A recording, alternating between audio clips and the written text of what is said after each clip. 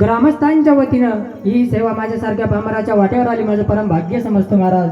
दुसरी गोष्ट अशी, ज्यांच्यामुळे आज या ठिकाणी कीर्तन करतोय मी, ज्यांच्यामुळे माझा योग कीर्तन करण्यात आला, असे गुरुवारी हरिभक्त पारायण डॉक्टर बाबा निमगावकर बाबांनाही धन्यवाद देतो महाराज.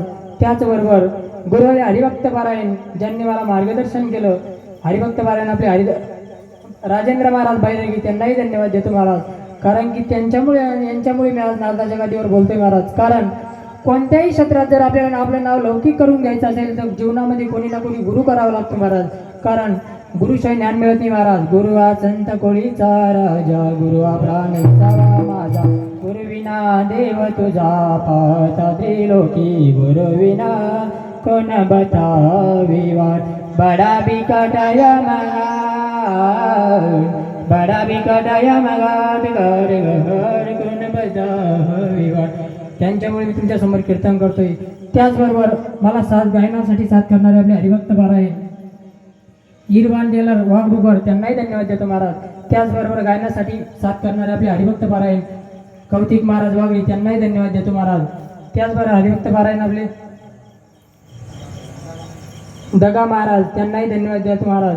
त्याचबरोबर आपले हरिभक्त पारायण जगदीश महाराज वाघडी, त्यांनाही धन्यवाद देतो महाराज. त्याचबरोबर आपले हरिभक्त पारायण संजू महाराज वाघडी, त्यांनाही धन्यवाद देतो महाराज.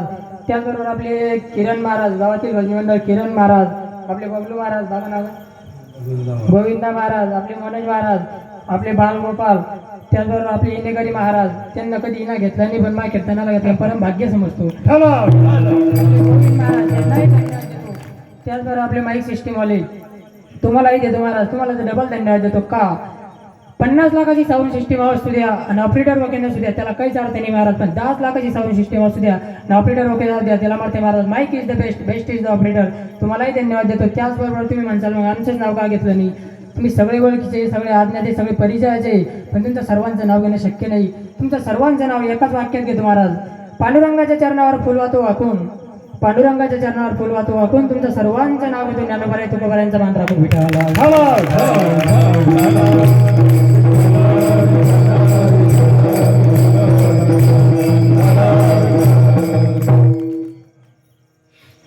जगद्गुरु तुकोबारायांचा अतिशय छोटा, त्याच्यामध्ये भरपूर असा अर्थ असणारा अभंग सेवेसाठी निवडलेला आहे मी. अभंगाचा प्रतिपाद्य विषय तुमच्या समोर मानतो. जगद्गुरु तुकोबाराय अभंगाच्या माध्यमातून म्हणतात. काय म्हणतात मी तुम्हाला सांगतो. काय सांगतात जगद्गुरु तुकोबाराय? जगद्गुरु तुकोबाराय सांगतात की तुम्ही विठ्ठलाची भक्ती करा.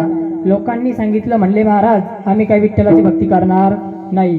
त्यावेळेस जगद्गुरु तुकोबारायांनी सांगितलं तुम्ही जर विठ्ठलाची भक्ती केली नाही, त्या पांडुरंग परमात्म्याची भक्ती केली नाही तर तुमचा जन्म वाया जाईल महाराज. नाही तरी गेला जन्म वाया.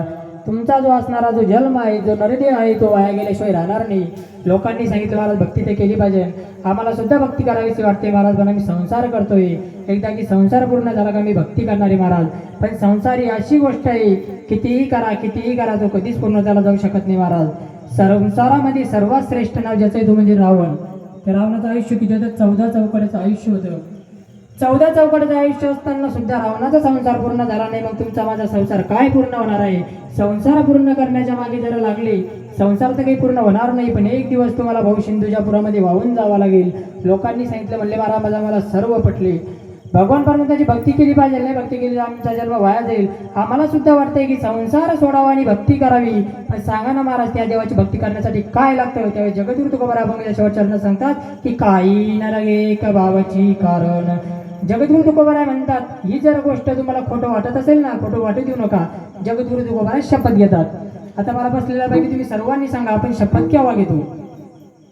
आपण शपथ केव्हा घेतो? ज्या वेळेस आपली एखादी गोष्ट खरी असेल आणि समोरच्या जरा जर खोटं वाटत असेल त्यावेळेस आपण शपथ घेतो.